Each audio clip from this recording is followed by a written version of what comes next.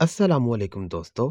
मेरा नाम है नाशिद अली और आप देख रहे हैं फैक्ट्स लावा टीवी। दोस्तों, इसराइल और फ़लस्तीन की जंग 1948 से चली आ रही है। जिस तरह पाकिस्तान में कश्मीर का मसला है, बिल्कुल वैसे ही फ़लस्तीन और इसराइल का भी मसला है। इसराइल कोई रियासत नहीं थी, मगर 1949 में इसराइल ने फ़लस्तीन पर कब्जा करके खुद को एक आज़ाद रियासत तस्वुर कर लिया। दोस्तों, ये जंग गजा के एक शहर से ऑपरेट हो रही है, जिसे हमास कंट्रोल कर रहा है। ये जंग की आगे चल के क्या सूरत हाल होती है, तो इस बारे में मैं आपको तफसील से बताता हूँ।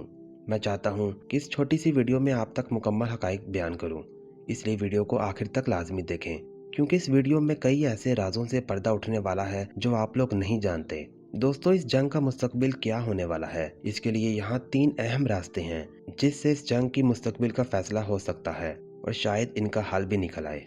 दोस्तों, पहले नंबर पे ये कि जिस तरह अरब ममालिक की इसराइल से जंग होती रही है और 5 से 11 दिन तक वो जंग जारी रहती थी, इसी तरह फ़लस्तीन और इसराइल की जंग भी कुछ दिनों बाद ख़त्म हो जाए। मगर इस बात की कोई हकीकत नहीं, क्योंकि जंग को गुजरे 1 माह का अरसा गुजर चुका है और इस जंग में सिर्फ शिद्दत ही देखने में आ रही है, क्योंकि हमले ज़्यादा होते जा रहे हैं। दूसरे नंबर पर यह कि अगर ये जंग ख़त्म नहीं होती तो ये यूक्रेन और रशिया वॉर की तरह चलती रहेगी और इससे दुनिया का अमन व सुकून जाता रहेगा। इस मसले का हल ये भी नहीं कि ये जंग जारी रहे, इस पर जंग बंदी की जानी चाहिए, क्योंकि इस तरह दुनिया मुआशी और माशरती दोनों तौर पर बहरान का सामना कर सकती है। दोस्तों, तीसरे नंबर पे ये है कि अगर इस जंग में दूसरे ममालिक शामिल हो जाएं, जिस तरह वर्ल्ड वार 1 और वर्ल्ड वार 2 की तरह मुख्तलिफ अलाइंसेस शामिल हो गई थीं, तो फिर ये जंग मिडल ईस्ट में कोई दूसरा रुख अख्तियार कर लेगी, क्योंकि एक तरफ तमाम मुस्लिम ममालिक होंगे और इसके साथ चाइना और रशिया और मिस्र भी शामिल होंगे और दूसरी तरफ यूके, अमेरिका और इसराइल होंगे। तो दोस्तों, ये जंग तीसरी जंग अजीम बन जाएगी और इसका खतरा 100% लग रहा है। दोस्तों, चाइना और रशिया की शाम और सीरिया में बहुत अहम सपोर्ट है। दोस्तों, अगर तीसरी आलमी जंग होती है तो इसका बहुत बड़ा नुकसान होगा। अब इसका फैसला आने वाले वक्त में ही होगा, मगर लग रहा है कि शायद ये वर्ल्ड वार 3 की तरफ चली जाए, क्योंकि जो हालात इस बार बने हुए हैं वो पहले कभी नहीं बने। दोस्तों, यहाँ आपको एक राज की बात भी बताता चलूँ, वैसे तो लोग इस बात को नहीं जानते।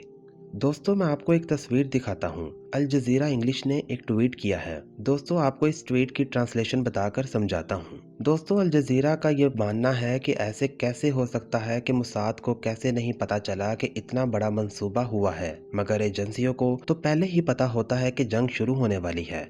दोस्तों, मोसाद एक हाई लेवल एजेंसी है जो कि बहुत ज़्यादा टेक्नोलॉजी रखता है, जिस तरह पाकिस्तान में आईएसआई और इंडिया में रॉ एजेंसी है।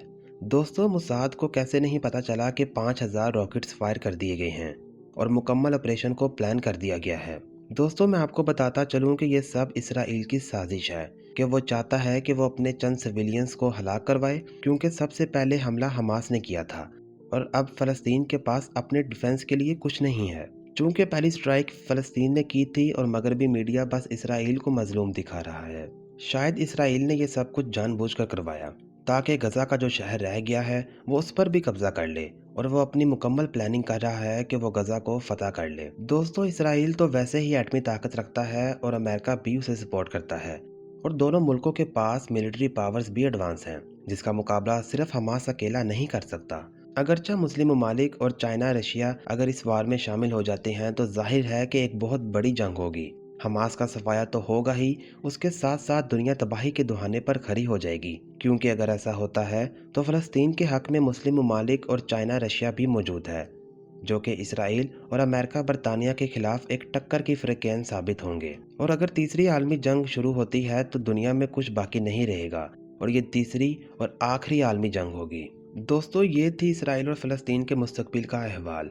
आगे क्या होगा वो रब ही जानता है, मगर हम अल्लाह से दुआ गो हैं कि इस मसले का हल बाहमी गुफ्तो शनीद से निकल आए और दुनिया में अमन बरकरार रहे। दोस्तों, अगर आपकी कोई राय है तो कमेंट बॉक्स मौजूद है, उसमें लिखें। आपकी राय हमारे लिए बहुत अहमियत रखती है। मैं उम्मीद करता हूँ कि मैंने इस वीडियो में आपको तमाम तर हक़ाइक़ से आगाह कर दिया होगा। अगर आप भी इस तरह की मज़ीद तहकीकी और मालूमाती वीडियोज़ देखना चाहते हैं तो हमारे चैनल को सब्सक्राइब लाजमी करें। अगर ये वीडियो पसंद आई है तो इसे लाइक भी कर दें। दोस्तों के साथ इस वीडियो को शेयर भी करें ताकि दूसरे लोग भी आने वाले हालात के बारे में आगाह रह सकें। देखते रहिए फैक्ट्स लावा टीवी। अपना बहुत ख्याल रखें। खुदा हाफ़िज़।